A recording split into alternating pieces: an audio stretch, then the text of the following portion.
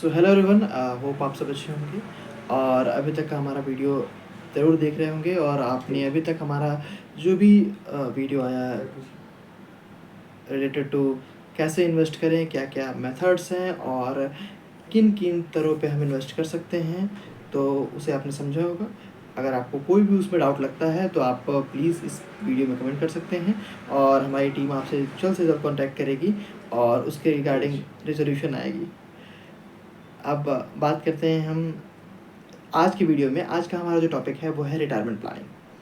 तो retirement planning के बारे में इसलिए चर्चा कर रहे हैं क्योंकि हमारा जो वीडियो है, हमारा जो सीरीज़ है वो है फाइनेंशियल अवेयरनेस पे, जिसमें एक बहुत ही बड़ी भूमिका, बहुत ही इंपॉर्टेंट रोल निभाता है रिटायरमेंट प्लानिंग। रिटायरमेंट प्लानिंग होता क्या है?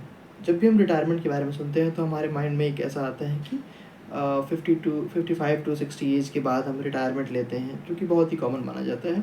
लेकिन एक और इसकी चीज़ें होती है अर्ली रिटायरमेंट।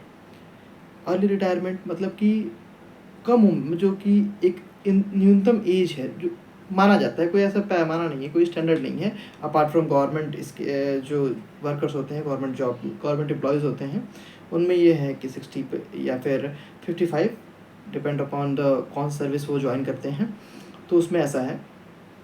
तो उसी तरीके से लोग क्या कर रहे हैं आजकल कि पहले रिटायरमेंट ले लेते हैं। रिटायरमेंट लेना मतलब कि काम ना करने को रिटायरमेंट लेना कहते हैं। रिटायरमेंट इज़ नॉट अ बहुत बड़ी चीज़ कि रिटायरमेंट ले लिए क्या। रिटायरमेंट मतलब कि आप जो की रूल वर्क कर रहे थे, जो भी आपका मेन काम था, आप उसे अब नहीं कर रहे हैं। आप अपने लाइफ को अपने अकॉर्डिंग यूज़ कर रहे हैं। जो आपका मेन सोर्स ऑफ इनकम था, जिसको आप कह सकते हैं कि एक्टिव इनकम जो था, जहाँ से आप मेन, जैसे मान लीजिए आप जॉब कर रहे हैं, तो वो आप काम ना करके कोई और काम करते हैं या फिर अपनी मतलब किसी तरीके से सर्वाइव करते हैं अपने सेविंग्स के बेसिस पे, तो हम उसे रिटायरमेंट कंसिडर कर सकते हैं। तो ये चीज़ें हैं। अब रिटायरमेंट करना क्यों चाहिए और उसके लिए क्या प्लानिंग की ज़रूरत है? रिटायरमेंट करने के लिए अगर रिटायरमेंट लेते हैं आप, तो आपको ये देखना होगा कि आपकी फाइनेंशियल स्टेबिलिटी कितनी है। आपका जो कॉर्पस है, मतलब कि आपको अगर सपोज़ जैसे कि हम कुछ टाइम ज़्यादा दूर नहीं, कुछ टाइम बस 2-3 साल पहले जाएँगे, तो हमने देखा कि कोविड का एरा हमने महसूस किया और समझा उसे और काफ़ी टाइम स्पेंड किया हमने। टाइम स्पेंड हमें मजबूरी में करना पड़ा। तो उस पीरियड में क्या हुआ कि आपने देखा कि काफ़ी लोग, मेजरली जो प्राइवेट एम्प्लॉयज़ थे, उन्होंने अपने जो कॉर्पस थे कि कितना मंथली एक्सपेंस है, न्यूनतम हो गया था। फर्स्ट कोविड जो हुआ था, सेकंड में और थर्ड में काफ़ी दिक्कत हुआ। फर्स्ट में तो सारी चीज़ें लॉकडाउन पे थी, तो उसमें बस उनको खाना और रहना था, ठीक है। उसमें भी गवर्नमेंट की स्कीम और बहुत सारी चीज़ें चल रही थी। लेकिन जब थर्ड और सेकंड वेव आया, तो उसमें क्या हुआ कि लोग लॉकडाउन, कोई भी लॉकडाउन नहीं लगा था और उसमें काफ़ी लोगों को काफ़ी दिक्कत हुआ। तो सेम वैसे ही हमें रिटायरमेंट प्लान में करना होता है कि हमें जितनी हमारी एक्सपेंसेस हैं, इमरजेंसी एक्सपेंसेस जिसको हम कैटेगराइज किए थे, और हमारे चैनल पे वीडियो भी पड़ा होगा कि इमरजेंसी एक्सपेंसेस क्या होते हैं, उस पर डिटेल एक वीडियो चर्चा हुई थी। तो उसी तरह की चीज़ें होती हैं कि हम अपने इमरजेंसी एक्सपेंस को बना के रखते हैं कि हम जब रिटायर होंगे तो हमें इतने एक्सपेंस की ज़रूरत होगी, इतने रुपए की ज़रूरत होगी, और हम इन माध्यम में उसे इन्वेस्ट करेंगे और फिर वहाँ से उसे रिडीम करेंगे, उसे वापस लेंगे अपने खाते में और उसे अपने अकॉर्डिंग यूटिलाइज़ करेंगे। तो ये हमारा प्रोसेस होता है। अब जो कि हम बात करेंगे कि रिटायरमेंट, अर्ली रिटायरमेंट या फिर रिटायरमेंट प्लानिंग का मेन बेनिफिट क्या है। तो अगर हम रिटायरमेंट प्लानिंग के लिए पहले से प्रिपेयर करते हैं अपने आप को, तो सबसे पहले हम ये कर सकते हैं कि उसमें सबसे पहला जो हमारा बेनिफिट होगा वो होगा कंपाउंड इंटरेस्ट का।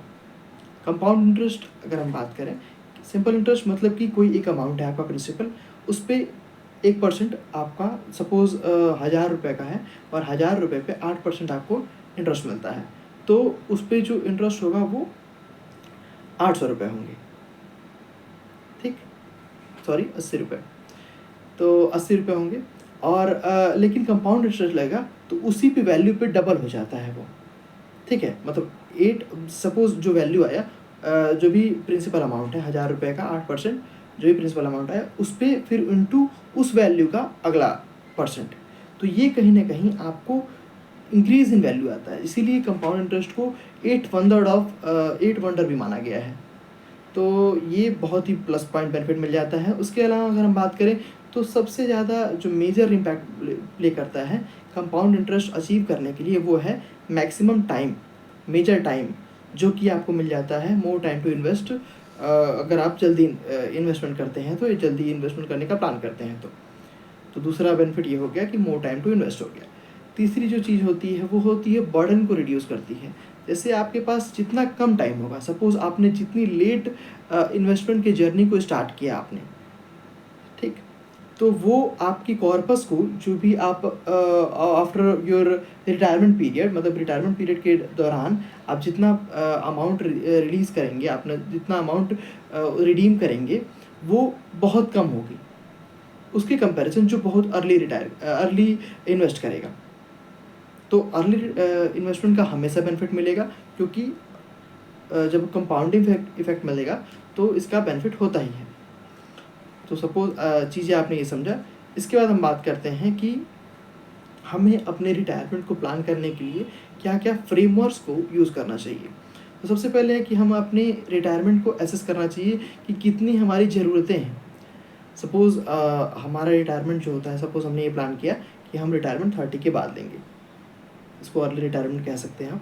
तो 30 के बाद रिटायरमेंट लेने के लिए हम देखेंगे कि 30 के बाद हमारे पर्सनल एक्सपेंस कितने हैं। सपोज़ आप के ऊपर काफ़ी लोग डिपेंडेंट हैं, ठीक है, तो उनके एक्सपेंसेस कितने हैं, उनको भी आपको अपने एक्सपेंसेस में कैलकुलेट करना होगा और उनके अकॉर्डिंग हम अपने बैलेंस को ऐड करेंगे। और उसके बाद हम पूरे जो भी हमारे एक्सपेंस होंगे, ठीक है, उनको कैलकुलेट करके उस बेसिस पे हम उसको मानेंगे कि ये हमें वैल्यू चाहिए। अब उसके लिए हम क्या क्या मेथड यूज़ कर सकते हैं, कहाँ कहाँ इन्वेस्ट कर सकते हैं, कहाँ किस हिसाब से हमें रिटर्न मिलने की संभावना है, एक्सपेक्टेशन है, तो इसका हमें बड़ा ध्यान रखना होता है। दूसरी चीज़ ये है कि हम कैलकुलेट करेंगे कॉर्पस, जो कि हम समझ गए। उसके बाद ये है कि इन्वेस्टमेंट कौन कौन से मेथड्स हैं, जो कि हमने आपको पिछली सीरीज़ में, पिछले डेज़ में बताया कि जैसे गोल्ड है, म्यूचुअल फंड है, रियल एस्टेट है, तो इस तरह की तमाम चीज़ें हैं। तो इनमें कि कौन कौन चीज़ों में, किन किन चीज़ों में इन्वेस्ट करना होगा अलग अलग कॉर्पस पे, सब में एक में लगा देंगे तो माइट बी कि अगर वो पर्टिकुलर फॉल हुआ तो आपका कॉर्पस, आपका जो जितना भी इन्वेस्टमेंट है वो नुकसान कर सकता है।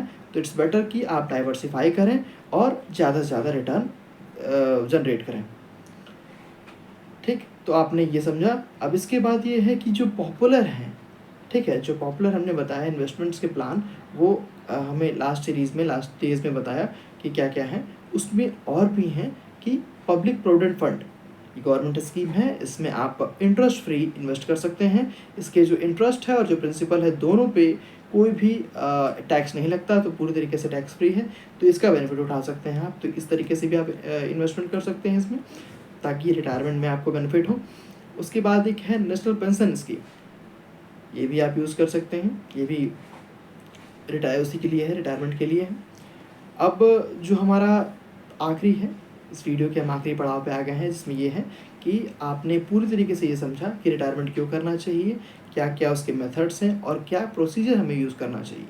अगर आपको लगता है कि कोई भी आपको कन्फ्यूज़न है अभी तक इस वीडियो में, तो ज़रूर आप कमेंट करें और बताएं, हमारी टीम आपसे ज़रूर से कॉन्टैक्ट करेगी और आपको जल्द से जल्द रिजोल्यूशन उसका प्रोवाइड किया जाएगा।